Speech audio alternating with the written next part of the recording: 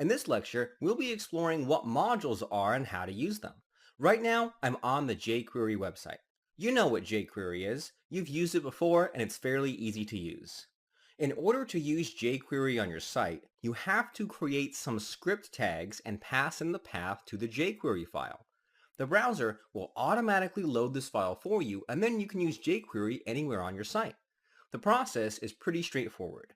Unfortunately, this process only applies to the browser. For Node, you can't use script tags to include external JavaScript code. The process is slightly different and requires a little bit of work. In the resource section of this lecture, I provide a link to the CommmonJS site.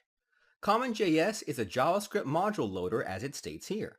In other words, it's a way for you to load JavaScript code from external files. You'll hear the word modules a lot throughout this course. A module is just a fancy word for a JavaScript file that you include into your code. I'm oversimplifying it, but that's basically what it is. CommonJS is a library that allows you to load JavaScript code with more JavaScript code. You can think of it like loading a PHP file with the include or require functions.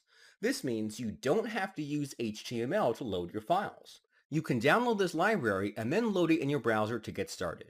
We won't be doing this. This is because Node already uses the CommonJS format already. Let's take a deeper look. On the sidebar, you'll find the link Use with Node. Here, you'll find information on how to use CommonJS with Node. On this page, the developer tells you that Node isn't using the CommonJS loader specifically. Instead, Node is using its own implementation of CommonJS with the same format and concept. The Node module loader is very similar to the CommonJS module loader, but you need to understand that they aren't 100% the same. With that being said, let's take a look at how to use the module loader. Open the index.js file we created earlier. I'm going to comment out the code we had previously. As I stated earlier, Node already prepares the module loader library for you, so you don't have to do anything to set it up. You can get started with using modules right away. There are usually three kinds of modules you'll be dealing with. There are modules you create, modules that Node creates, and modules that other users create. Let's get started with creating our own modules. I'm going to create a file named functions.js. Inside this file, I'm going to create a simple function named myfunc, and all it will do is output a hello world message. Alright, now I have two files which aren't connected. To Node, both of these files are considered modules. You heard that correctly. All JavaScript files are considered modules as far as Node is concerned. The main module is what's called the entry point. The entry point file is the very first file that should be executed by Node. The index file will be the entry file, so we'll have to load the functions module into this file. To do that, we have to first create a variable. I'm going to name my variable func. We will set this value to the value returned by the function require.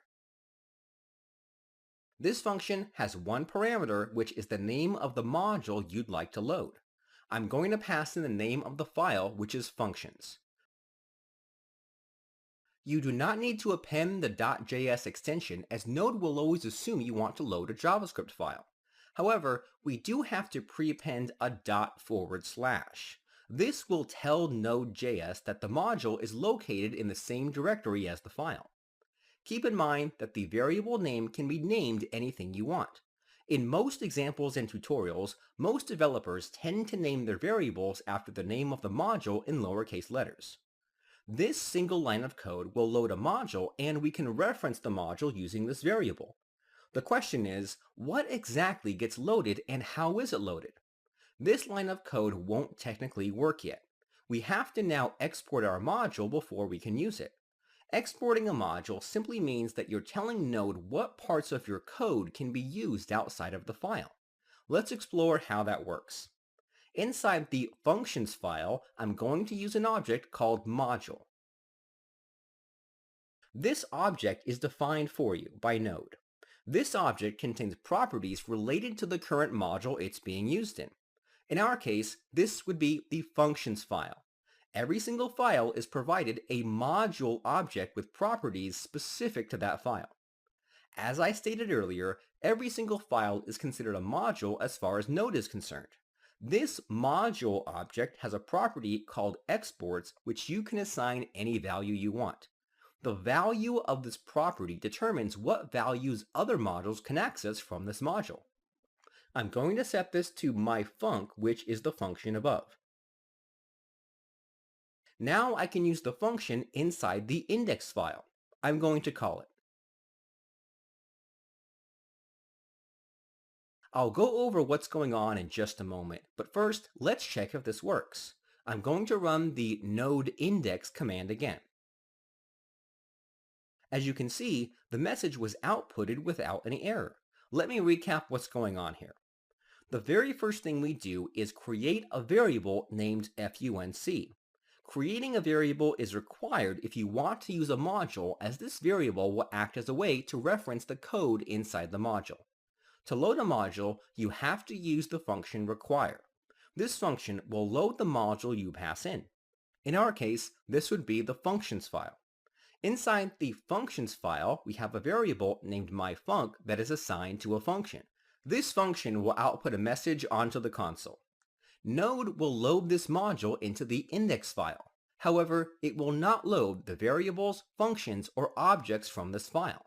Instead, it'll look inside the module.exports property and just return the data inside that property.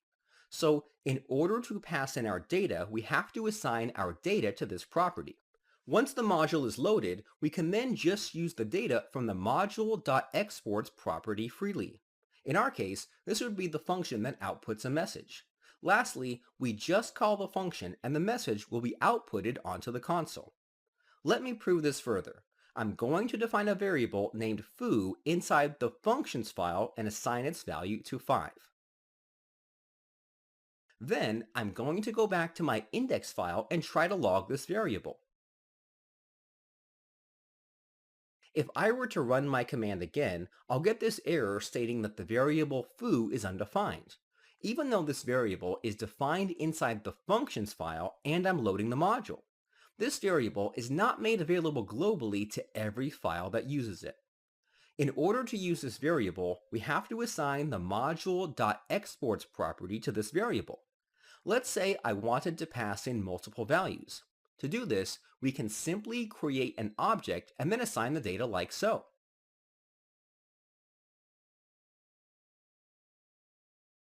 Since we're returning an object, we have to update the index file to access those properties.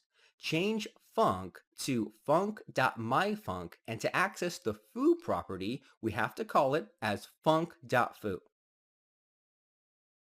Let's run the command one more time and we should see the message being outputted along with the value of foo. Alright, so that's how you load code from one file into another. I want to dig deeper though. Here's what I'm going to do. I'm going to comment out the foo variable from being logged inside the index file. Then I'm going to clear out my console. I'm going to console.log the module object in both files. Then I'm going to update my function to output a long list of equal signs so we can see the difference between these two outputs. After doing this, I want you to run the command node index. In the output, you'll see two objects being outputted. As you can see, Node takes care of setting the values for both these modules. Each object will have a property named filename, which will let you know which module object belongs to which file. Both modules have an exports property. If you take a look at the functions module, then you'll notice the exports property is filled with both the function and the foo variable. These are the values that the index.js file will get when loading this module. The index module has no exports, so the exports for that file will be an empty object. Another thing I want you to notice is the parents property. The parents property will tell you if the module is being loaded from another module. As you can see, the functions module has the index module as its parent. The index module has no parents because it is the entry point file. However, the index module will have the children property, which will tell you what modules this module is loading. Something you should keep in mind is that children modules can and are allowed to load more modules. This creates a module tree structure. For the most part, you never have to worry about these properties as Node takes care of filling them out for you. It's uncommon and not recommended that you modify any of these properties except for the exports property. Alright, now that we understand the basics of modules, let's explore some modules that Node provides and third-party modules in the next lecture.